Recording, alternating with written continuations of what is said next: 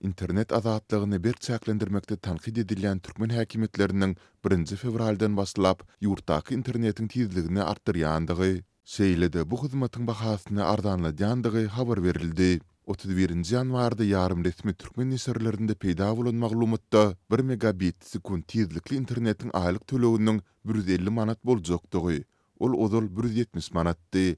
2 megabit sekund tizlikli internetin hem aylık töleginiň 200 däldi 180 manada çeline arzanladyljakdygy habar berildi.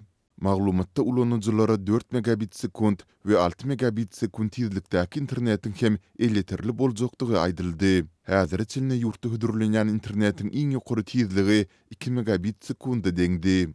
Emma bu barada maglumat yerleşdirilen azyndan 2 hökümetçi nesirinde 1 fevralda bu habar düşündürüsiz eletirsiz boldy. Ýurdun ýeketak internet provideriniň saýtynda hem ozalky narhlar saklanyp galýar. Azatlyň Türkmen Telekomdan maglumat almak finansyklary netije bermedi. Yerli internet edaralary ulanyjylara bu ütkesmeler barada habarlarynyň ýokdugyny aýdarlar.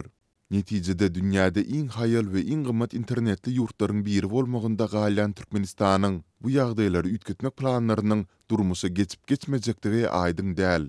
Sol bir wagtda yerli hünärmenler bu aýdylýanlar amala astada munyň diňe kagyd ýüzünde boljakdygyny, asliýetinde ozalky ýagdaýlaryň saklanyp galjakdygyny çaklaýarlar. Ozal aylyk 200 manada hödürlenen 2 megabit sekund diýilýän internetiň tizligi hem asliýetinde 500 kilobit sekunddan pesde. Yerli telekom işgärleri internetiň tizligini iş ýüzünde ýokarlandyrmagyň bu golaýda göz öňünde tutulmaýandygyny aýdýarlar. Diýip ýagdaýlary öwrenen balkanly habarçymyz gurrun berdi.